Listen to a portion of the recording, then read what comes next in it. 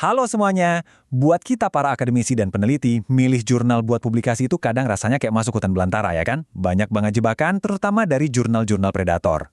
Nah, kali ini kita akan bedah tuntas panduan dari Directory of Open Access Journals, atau DOJA, yang bisa jadi kompas kita buat navigasi di dunia penerbitan yang rumit ini. Nah, ini dia pertanyaan sejuta umatnya kan? Gimana caranya kita bisa yakin kalau hasil kerja keras kita, riset berbulan-bulan bahkan bertahun-tahun, nggak jatuh ke tangan yang salah? Gimana caranya biar reputasi kita aman? Tenang, ada solusinya. DOJ itu sudah menyusun semacam kitab suci yang isinya prinsip transparansi dan praktik terbaik. Ini udah jadi standar emas deh di dunia penerbitan open access. Dan inilah panduan paling jitu buat misahin mana jurnal yang beneran kredibel dan mana yang cuma mau cari untung. Oke, kita mulai perjalanan kita ya. Anggap aja ini langkah pertama buat membangun portofolio publikasi yang kuat dan bisa kita banggakan. Jadi, ada 16 prinsip. Dan ini bukan cuma teori loh. Ini beneran peta yang praktis banget dan bisa langsung Anda pakai. Peta ini bakal jadi panduan buat setiap keputusan Anda dalam memilih jurnal. Yuk kita bedah satu persatu. Oke, bagian pertama dari peta kita ini soal identitas. Ibaratnya bangun rumah, fondasinya itu harus jelas dan kuat. Jurnal yang bagus itu harus punya identitas yang kokoh dan transparan dari awal. Nah, prinsip pertama, nama jurnal. Simple, tapi krusial. Namanya harus unik dan nggak boleh menyesatkan. Coba lihat deh perbedaannya.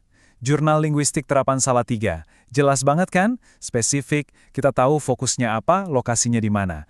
Sekarang bandingkan sama International Global World Journal of Science. Kedengarannya keren, tapi artinya apa? Ini sering banget jadi taktik jurnal predator, pakai nama yang bombastis tapi nggak jelas. Lanjut, prinsip kedua, website. Ini tuh etalasenya jurnal, jadi anggap aja ini checklist buat Anda. Pertama, websitenya aman nggak? Ada gembok HTTPS-nya, desainnya nggak niru-niru situs lain kan? Terus yang paling penting, aims and scope atau tujuan dan ruang lingkupnya jelas. Ada ISSN-nya nggak? ISSN itu semacam KTP buat jurnal, harus ada. Jurnal yang beneran bagus pasti memenuhi semua ini. Oke, sekarang kita pindah ke bagian selanjutnya.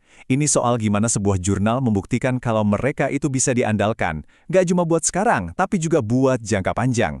Ini soal komitmen. Prinsip ketiga itu soal jadwal terbit. Kuncinya satu, konsistensi.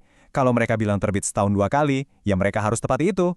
Kalau jadwalnya aja udah ngaco, gimana kita bisa percaya sama proses lainnya kan? Ini nunjukin profesionalisme. Nah, ini ada konsep yang penting banget, preservasi digital. Ini prinsip keempat, soal pengarsipan. Coba bayangin, apa gunanya kita publikasi kalau beberapa tahun lalu artikel kita hilang ditelan zaman digital? Jurnal yang baik itu punya rencana cadangan, biar karya kita tetap abadi, tetap bisa diakses, bahkan kalau amit-amit, penerbitnya bangkrut. Dan ini dia contoh nyatanya. Kayak gini nih tampilan kebijakan pengarsipan yang benar. Banyak jurnal kredibel pakai layanan pihak ketiga, contohnya PKP Preservation Network ini. Jadi pas Anda cek website jurnal, coba deh cari halaman atau logo semacam ini. Ini jaminan kalau karya tulis Anda bakal aman. Oke, kita masuk ke area yang sering bikin bingung. Hak cipta dan lisensi. Jurnal yang baik itu bakal transparan banget soal ini. Mereka akan menempatkan kepentingan penulis dan penyebaran ilmu pengetahuan di atas segalanya. Jadi, prinsip kelima ini soal hak cipta. Intinya adalah kejelasan. Kebijakannya harus gampang ditemukan di website dan juga di setiap artikelnya. Jurnal open access yang ideal itu nggak akan pakai istilah all rights reserved.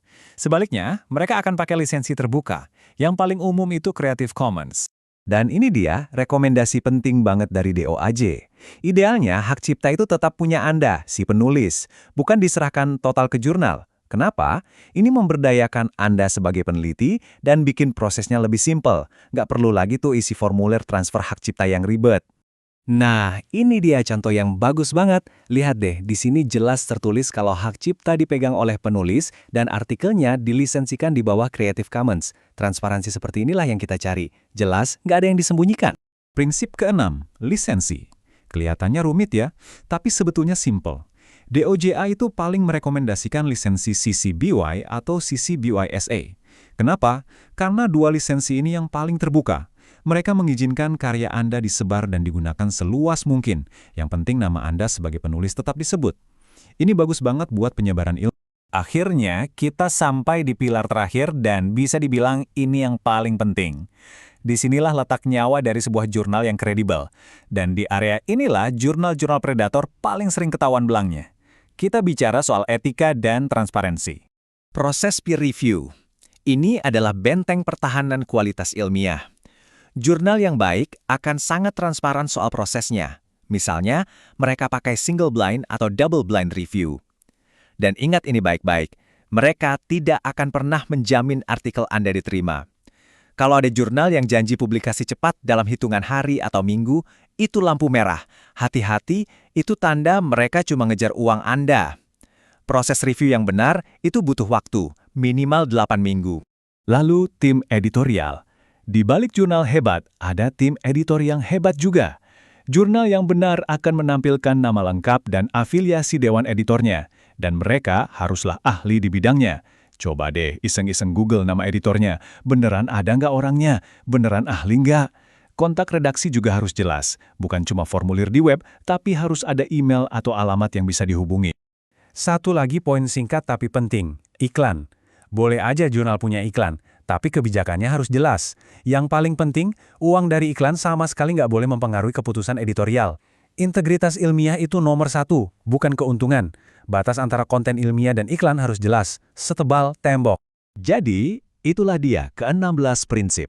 16 pilar yang jadi fondasi kepercayaan dalam publikasi ilmiah. Ini bukan sekedar daftar checklist biasa ya. Ini adalah sebuah kerangka kerja utuh untuk menjaga integritas dan kualitas di dunia akademik kita. Jadi pesannya adalah, jangan lagi merasa bingung atau nggak berdaya. Sekarang Anda punya senjatanya. Anda punya alat yang ampuh buat menilai dan memilih jurnal. Dengan menerapkan 16 prinsip ini, Anda nggak cuma melindungi diri sendiri, tapi kita semua ikut berkontribusi meningkatkan standar publikasi ilmiah di Indonesia.